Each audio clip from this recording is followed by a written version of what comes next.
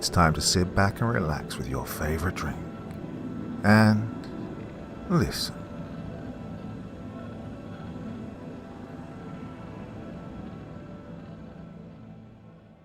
The Forest Experiment. Part 1. Site 12, March 14th, 2008. I marched like a disgruntled drill sergeant through the sterilized hallways of the facility, my fists clenched and teeth gritted. For once, there are actually some wrinkles in my suit as I hastily make my way to find the Ice Queen herself, Dr. Athena L. West. The science wing was definitely the most complex part of the building to navigate, but I managed. Although the higher-ups in the agency would be disappointed to know if the guy they promoted to Director of Operations still didn't know his way around a wing of the facility, well, I find the door to the room I'm looking for. 2 guards stand on each side, dressed in black. Assault rifles held tight as they suddenly look at me with obedient hesitation. "Good morning, sir." The one on the left greets me with a nod, clearly faking his enthusiasm for seeing me. But, well, they all did. A bunch of ungrateful fools they were. "Good morning, Mr. Bowser. Credentials?" The guard on the right follows up, holding out a hand as if to invite me to put something in it. "Why do I have to present my credentials all of a sudden?" I blurt out, my short fuse now coming to the forefront. The 2 guards flinching slightly despite my lack of any firearms or weapons. The both of them share a glance of confusion before returning their attention to me. The one on the left staring rudely with wide eyes. "It's part of the new protocol policy, sir. The one you signed off on." Whatever. To hell with both of you, I snarl, pulling out my identification and credentials card and holding it up in front of me with a strained look of frustration, giving the impression that I was seconds away from pouncing on both of them. Ted Bowser, Director of Operations, property of the agency. "Okay, sir, thank you. Sorry for the delay." The guard on the right apologizes before stepping off to the side and allowing me to open the door.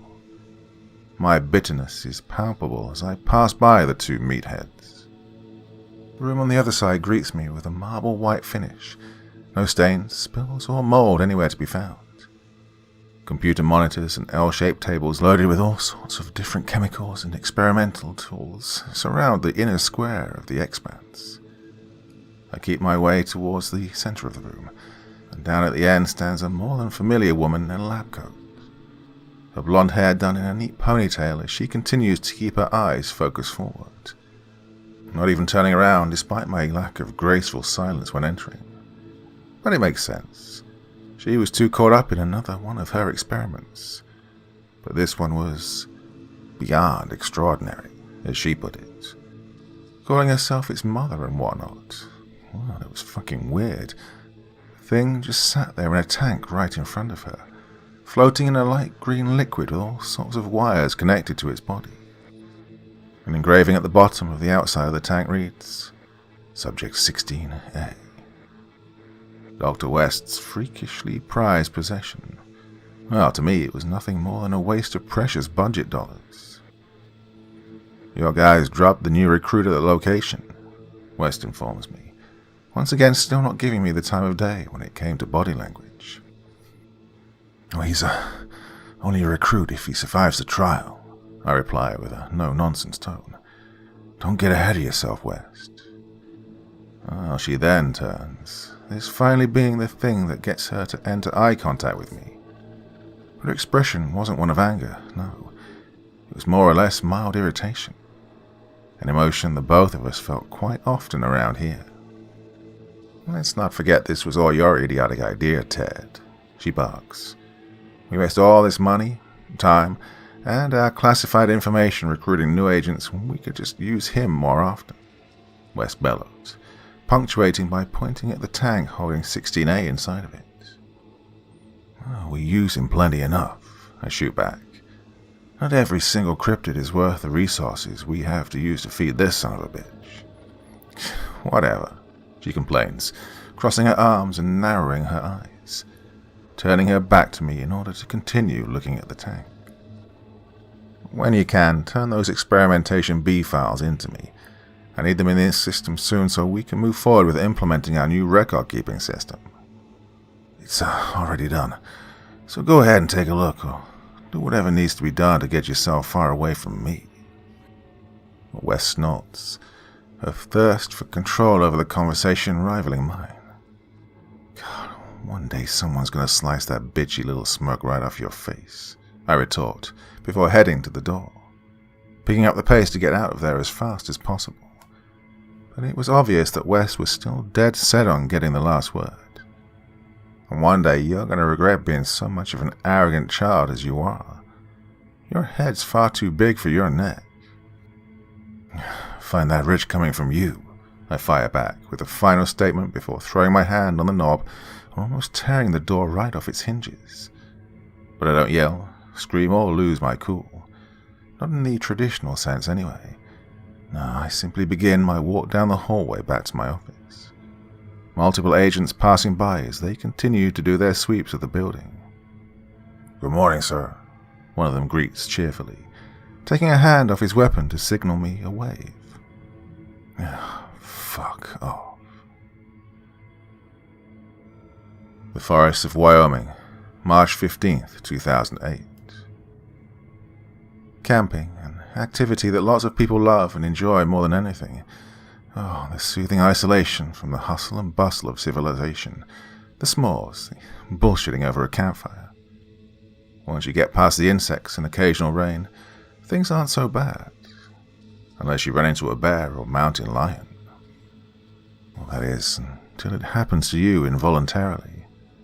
There's nothing that gets your adrenaline flowing and mind racing like waking up in the middle of a campsite with no memories or recollection of events leading up to the strange and rather terrifying circumstance. I do the typical thing, slap myself several times over just to make sure I'm not having some vivid nightmare. But no matter how many times I strike my cheeks and leave behind a stinging sensation, nothing changes. Not my surroundings, my environment, or consciousness. I really am trapped out here in the middle of the woods all alone.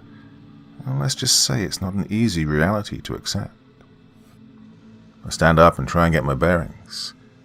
I can only see pine trees in every direction I glance, further cementing the fact that I'm truly isolated. But it wasn't all completely hopeless. After doing a 90-degree shift to my body, I find a tent with what looks to be a box of some supplies next to it. A complete and utter godsend, or so I thought. The little discovery led me to the conclusion that someone had done this to me. No extreme sleepwalking or anything of the sort, no. I was kidnapped, drugged, and taken here. But why? What for? And most importantly, what did they need with me specifically? I wasn't anything special, just a bartender, not very tall, well-built or experienced in many fields other than making drinks and bullshitting with patrons. Regardless, I had more important matters to worry about at the time, so I marched my way over to the tent, listening for any sounds besides the birds chirping while I wiped away the last of my eye boogers. Not that I was actually tired or anything close to it. I kneeled down once reaching the box, placing my hands on either side and pulling the top flaps open, half expecting there to be a raccoon inside, feasting on whatever little crumbs it could get its claws on. But no. Instead, I am shocked beyond expectation when I lay my eyes upon a fresh loaf of bread, 2 bottles of water, a shotgun with a bag of shells, as well as a suspicious camcorder, along with a backpack on the side which I assumed was for the purpose of holding all these items, meaning this probably wouldn't be my permanent spot, but it was a good thing. I was planning on getting the hell out of here anyway, and this was the only thing holding me back. I inspect the loaf of bread, finding that the barcode on its plastic wrapping is covered in some sort of strange, crudely taped-on piece of paper with a string of 6 numbers written on it in purple pen. 892, 506. Part of me wondered if the bread or water was even safe to consume in the first place. But after shrugging the numbers off as a clueless nonsense and putting it in the backpack, I immediately grabbed the shotgun to check if it was loaded. I'd shot firearms a few times in the past just for practice with my uncle, but I am, well, the furthest thing from a gun expert, I did make sure to have a look at the safety as well. I was always told the phrase, "Never point a gun at someone you don't intend to kill," as a kid. I did what I considered the most logical thing and assumed this forest was in my home state of Wyoming, which meant there was a good chance that I could run into either a black or grizzly bear, neither of which sounded exactly pleasant, but I'll take the black over the grizzly any day. But of course, this generous offering of supplies still doesn't get rid of the fact that I was not only horrified at my current situation, but hungry for answers. Answers I knew I would only get if I made it out of here alive. So I packed everything up as fast as possible, finished loading the shotgun, and set off. But only once I moved further into the trees does the eeriness truly begin to set in. Well, people will always go on and on about how creepy forests are at night, but to me they're almost as unsettling in the day. But at least you can actually see more than a few feet in front of you, I guess. Now, like I said, camping and activities such as that are fun, but you can't tell me you've never once felt a little jumpy while walking through the woods alone, if you're brave enough to even do it in the first place, that is. I keep my grip around the weapon tight, looking through the unchanging tree line as any sense of security left began to fade away, leaving me with nothing but the sound of branches crunching beneath my feet as I tried to keep my head narrow. I wanted to find some sort of shelter, a cabin, a shack. Hell, I'd even take an outhouse over just a tent. A tent isn't going to defend you very well once a bear realizes you're inside it, or some psychopath with a knife. But maybe they'd flee once they got a whiff of the inside. And I hiked and hiked for what was at least a few hours and found absolutely nothing. No change in scenery, no structures, no clearings or openings in the trees. Nothing that gave me any sign that I was actually progressing, just more of the same. But I stopped, not wanting to waste all my energy on this pointless journey to nowhere. Deciding to sit down and rest my back against a girthy tree, however, I wasn't going to let this time of rest be completely unproductive. I take my backpack off and swing it around, reaching into the large flap and grabbing the strange-looking camcorder and turning it on to look through its potential contents. I go to the previously saved recordings.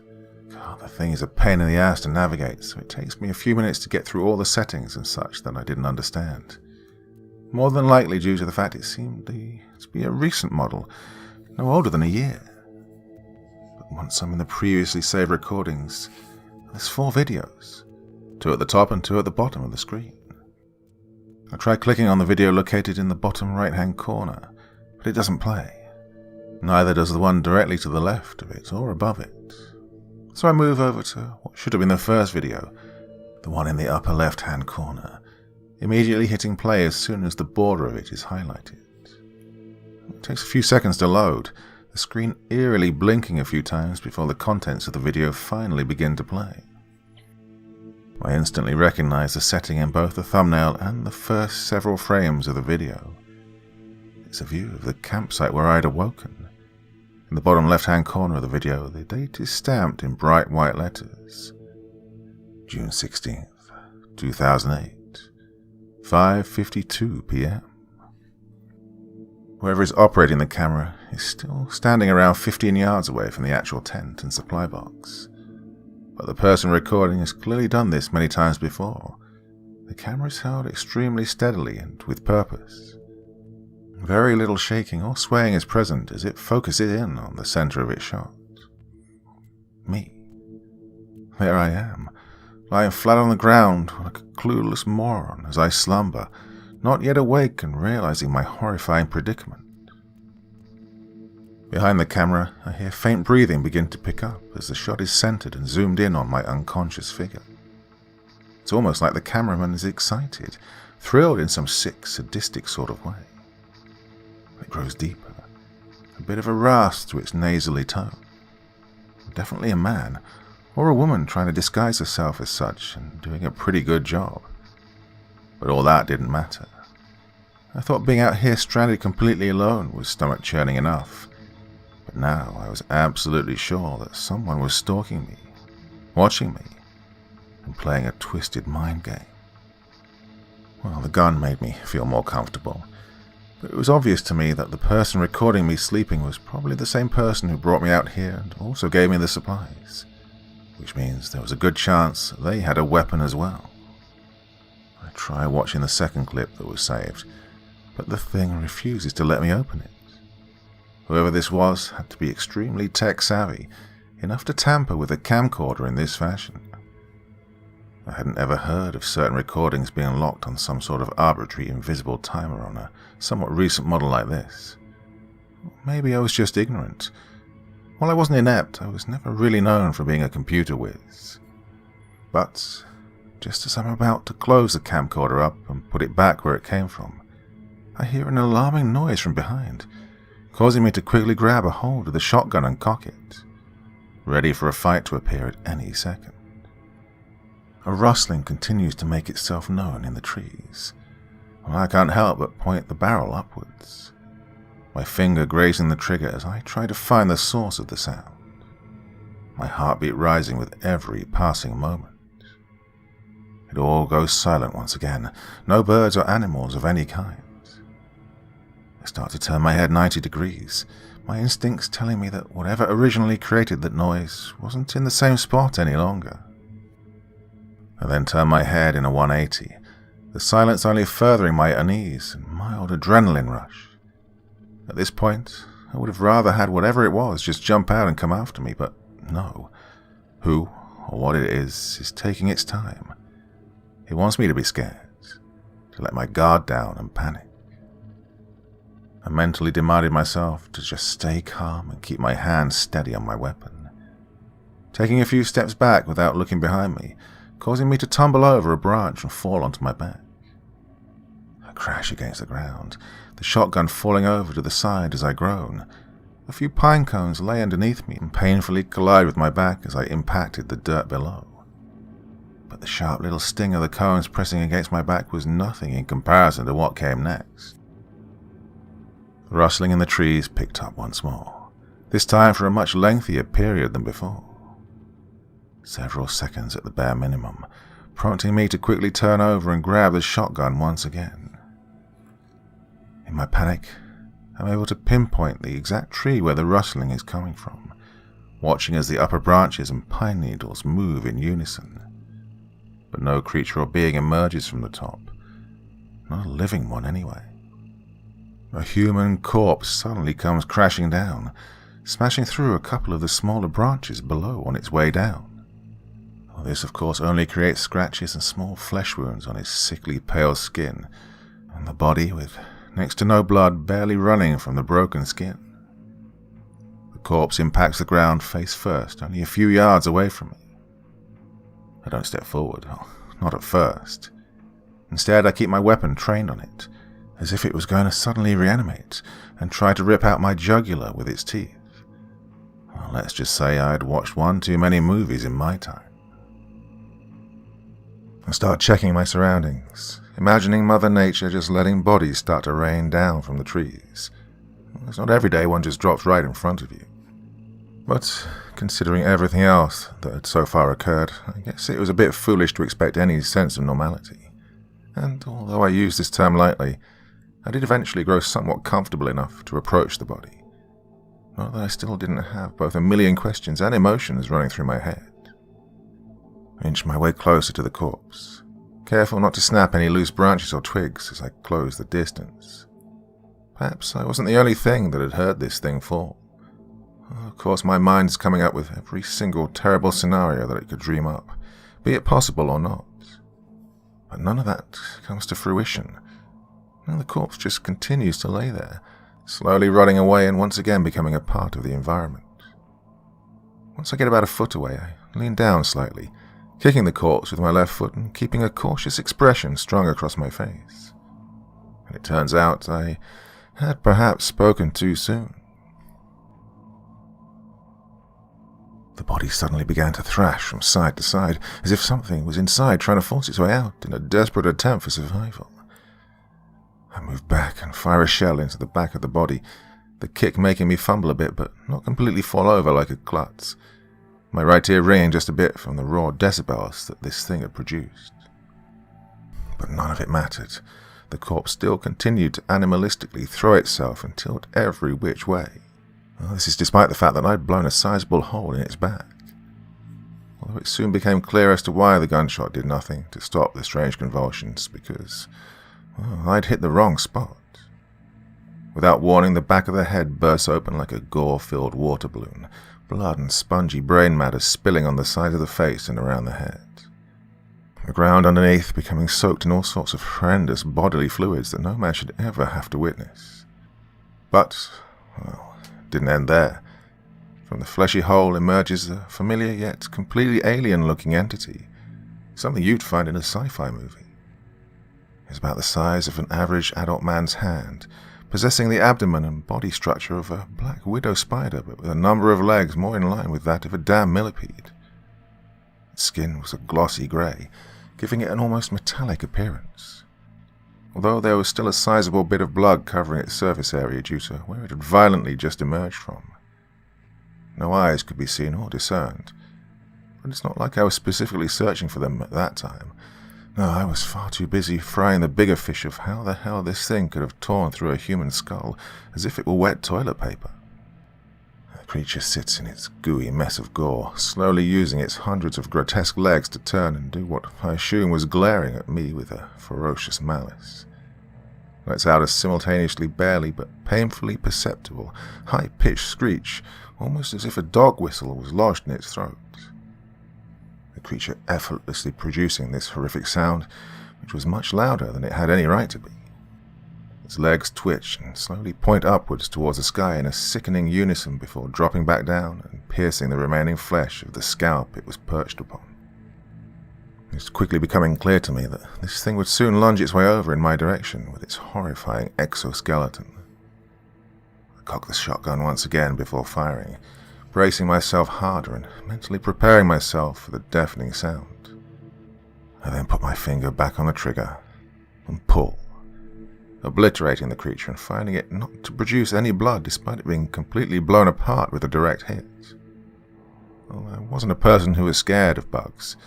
Not too much, but that thing unlocked some sort of primal fear lodged deep within me, every single alarm in my body and brain going off the longer that I'd looked at it. But I could only be glad that it was gone now. Oh, if only I knew how little time that euphoria would actually last. But that still didn't answer the question of what it really was or where it had come from. I took a little bit of time to cool down and try and regain my footing on a psychological level. Doing a quick sweep of everything around me, seeing it was practically confirmed I was being watched at this point, it was only a matter of time when I'd have an encounter with this psychopath, rather than if I would. Well, luckily, or unluckily, depending on your perspective, I couldn't see anything. Nonetheless, leaning down and inspecting what was left of the dead body, I flipped it over to see the face, ignoring the crater-sized hole still in the back of the head. I looked over the features, studying them a bit before coming to the conclusion I didn't recognize this man at all. But whoever this was, they were in some sort of business suit. Well, it was torn up and embedded into the skin here and there, but enough was intact for me to realize what it was. Strange. I thought at first this guy could have been another victim of the same guy that put me here, and there was a chance of that still being the case. But it still didn't explain the mutant-looking millipede exploding out of his skull. Well, there was a good chance he was still alive when it decided to crawl up inside him. But I didn't have time to sit around and mourn a man I had no connection to. I had to get going. There was plenty of daylight left, and I intended to use every second of it. And if there was one positive aspect I could grab from all this, it's the fact that I didn't have to explore these woods at night, all alone in a perpetual feeling of darkness. Although if I didn't find shelter soon, that would inevitably become the grim reality. So once my backpack was strapped and I had the shotgun held in my left hand, I pulled out the camcorder to check if the second video had been unlocked.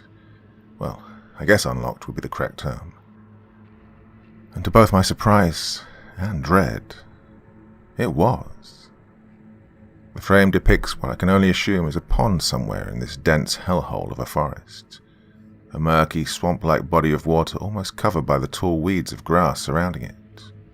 all sorts of natural filth and overgrowth floating along its barely visible surface. I keep walking forward as I hit play on the video, my eyes focused intensely on whatever was to come next. The camera sat still, no movement whatsoever, even after picking up a blood-curdling sound coming from the right, just outside of the frame. The audio quality was far from great, but it was good enough for me to discern it was the scream of a woman. A truly terrified lady who sounded like she was seconds away from being brutally slaughtered. Not that I could actually see her in the video itself, only her pleas for mercy and screams of horror made her presence apparent. The camera suddenly zooms in on the pond, but only slightly, allowing the field of view from the previous shot to still be mostly intact. The water in the pond suddenly begins to ripple, the fallen grass floating along its murky surface moving in unison with the small waves. I squint my eyes, the lighting of the video indicating it was being filmed somewhere around the late evening hours of the day.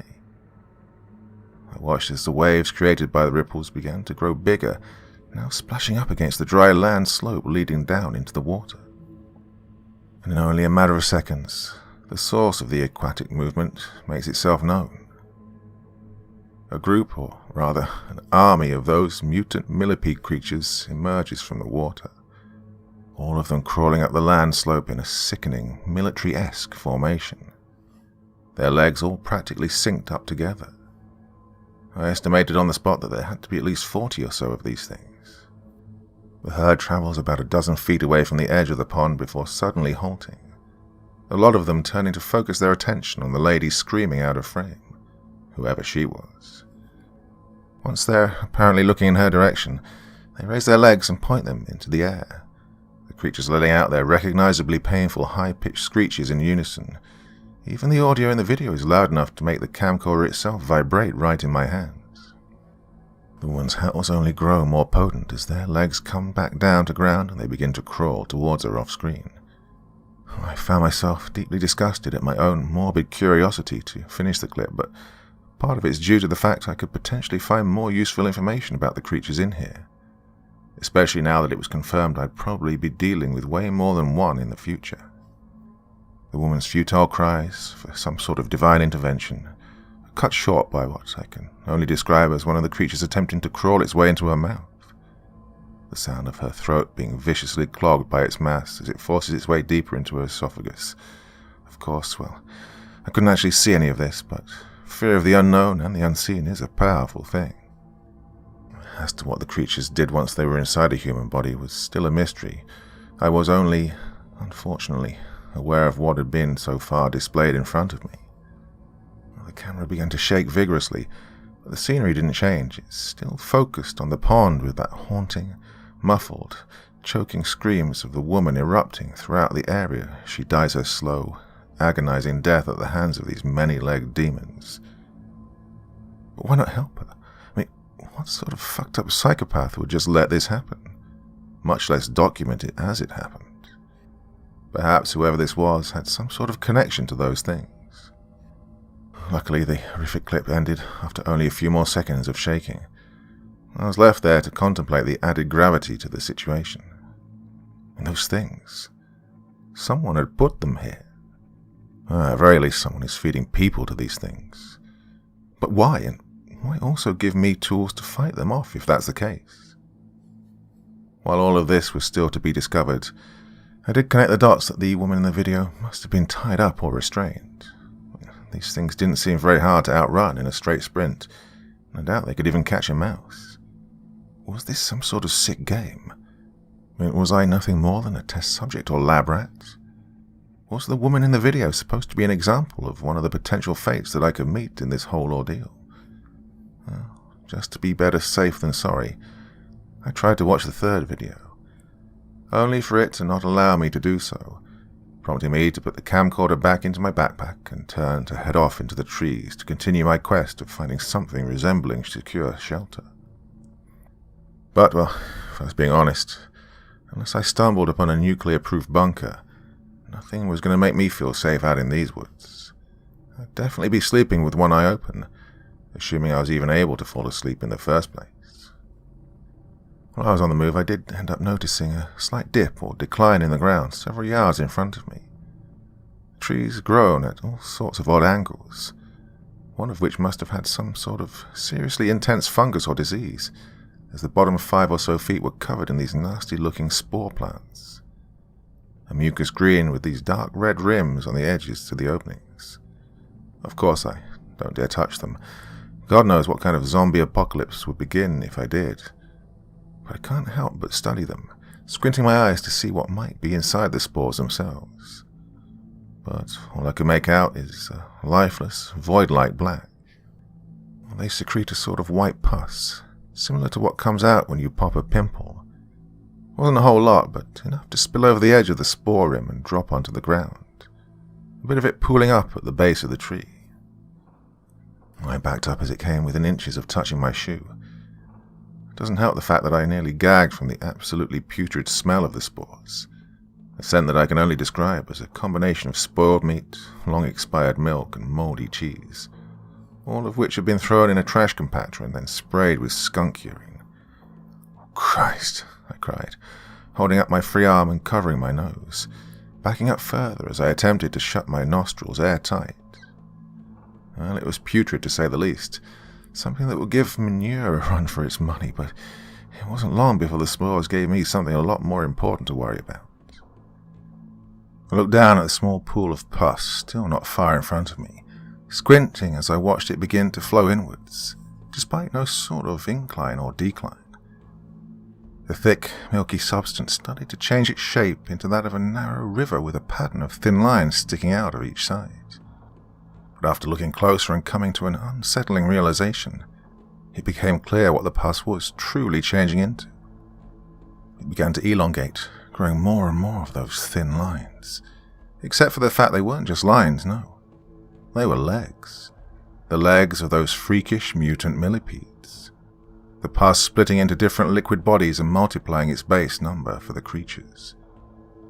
The pus darkened from its original milky white color into a metallic grey that I'd known all too well by this point, its density increasing as well while the details of the creature became more and more apparent. The pores appeared to explode and self-destruct after secreting a certain amount. I cocked the shotgun as its transformation was nearly complete. The features of the thing were fully formed after a few more seconds, but this time I didn't give it the chance to make that ear-piercing shriek or stick its legs into the air. I quickly took aim and pulled the trigger, hopefully blowing the creature back into whatever strange and hellish dimension it came from. But this time it wouldn't be so simple. The remaining spores began to split and secrete out the white pus, a bit of it getting on my shoe this time round, causing me to internally freak out as I tripped and fell straight onto my back like a threatened prey, dropping the shotgun in the process. I tumbled backwards, multiple somersaults as I groaned and desperately tried to find a branch or an object to hang onto and stop my fall down the steep incline. A rose bush grazing my back and cutting me as if I was a block of cheddar on a cheese grater. I felt my body snap multiple branches, my back being further scratched and lacerated by assortments of rocks and other debris while I kicked up any loose dirt or soil in the ground on my way down. The backpack was doing very little to save the highest and lowest points of my back. Only the center had received next to no damage. But the forest seemed to take pity on me as I finally began to slow down, thinking with only a fraction of a second, by throwing out my left hand and latching on to a thick tree branch, causing my fall to suddenly stop and send the leftover momentum up into the rest of my body. I slightly swung to the left, nearly hitting my head on the tree in a brutal impact. But after all is said and done, and I am wrongfully sure that my clumsy fall down the hill has ended, I looked up, back right at the spot where I had been standing and observing the tree with the spores, most of which were now destroyed. Well, I expected to see the creatures racing down the hill and coming after me, all of them in a terrifying horde of thousands of little legs scurrying across the dirt as they closed in on me. But no. Instead, at the top of a hill, stood a man, dressed in all black gear like some sort of private military soldier, an assault rifle gripped in his hands as he stared down at me through a dark visor of some sort. The only things I could visually make out was his mouth, his chin, and just barely his eyes. His lips curled into a shit-eating grin, clearly amused at my misfortune. "Hey!" I shout, now attempting, but failing to raise myself up against my feet after regaining balance, still slightly dizzy from the events of my fall. "Who the hell are you? What is this?" Well, to my surprise, he actually responds, his voice hoarse and low, like what you'd expect a bull to sound like if it were capable of speaking. "Someone who's passed," he chuckles, right before putting one foot forward. "Stay back. Stay the hell away from me," I holler, mustering up as much courage as possible to stand my ground despite the power imbalance. I instinctively reach for the shotgun, only to remember it left my grasp long ago. "It's not me you have to worry about. Not yet," he replied in a slow-moving tone, his grin quickly fading into a more blank expression. But after hearing the familiar sounds of the millipede's screeches coming from behind this sketchy soldier, I looked down near his feet, spotting several on each side of him, lining up as if they were about to start an Olympic sprint race. They didn't attack him in the slightest. Instead, it looked as if they actually listened to him, like he was commanding them. A walkie-talkie hanging alongside his utility belt crackled to life with a muffled voice coming from the other end. Well, he quickly picked it up and held it close to his mouth, pressing down the button to respond to this mystery man. "This is Agent Ben. The last of the spores have self-destructed. I've got the PR in position. He's incompetent as hell and he ain't worth our time. Can I please kill him now? This is getting old." I'm too far away to hear what the man on the other end said, but whatever it was, it couldn't be good for me. But nonetheless, I decided my best option at that moment was to stay put, because by the look on his face after the response to his request was made, he'd been told no. Running away seemed like a way to seal the possibility of getting myself shot in the back, despite what the man in charge had told him. "What do you want from me?" I demanded. "I didn't do anything to deserve this. Why me?" The soldier glared back down at me, seemingly irritated by my endless probing.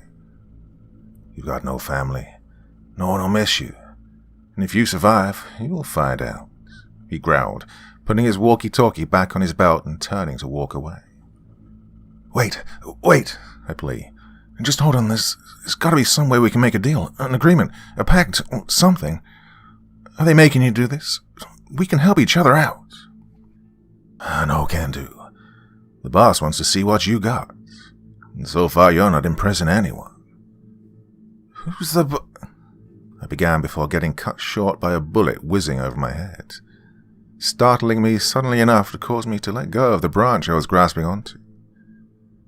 I fell down the short remainder of the hill, a few more fresh scrapes and shallow cuts being welcomed onto my back and arms.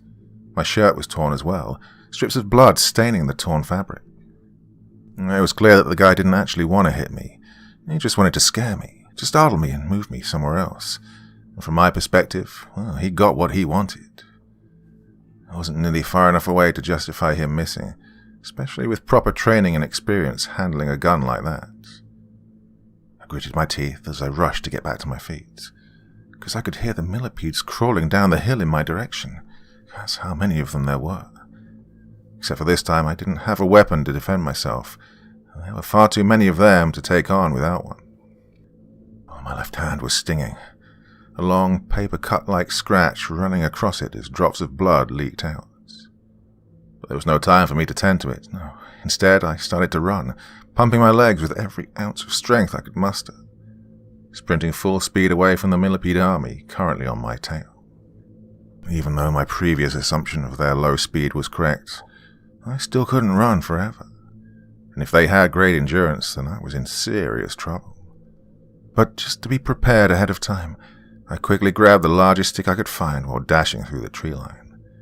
It wouldn't save me, but at least I wouldn't die lying on my back. Their screeches were horrendously ear-shattering behind me. I could hear them growing quieter as time went on, indicating that I was successfully outrunning them, at least for the time being.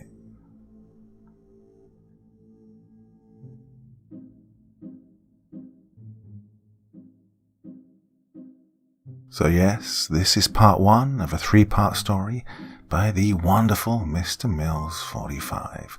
And you know what? I'm not going to keep you waiting on this one. Part 2 is coming tomorrow night, and part 3, will come on Friday. Actually, on Friday I'll put all 3 parts together. So if you miss tomorrow night, don't worry too much, because all 3 parts will come out together, as I said, on Friday nights. You can't believe it, can you? Well, start believing. So this is part of the I'm a Monster universe, and a story I have to finish, actually. I've done 5 out of the 8 parts of that one, and a couple of side stories now, so, well, it's all good, isn't it? Isn't it? Yes, it is.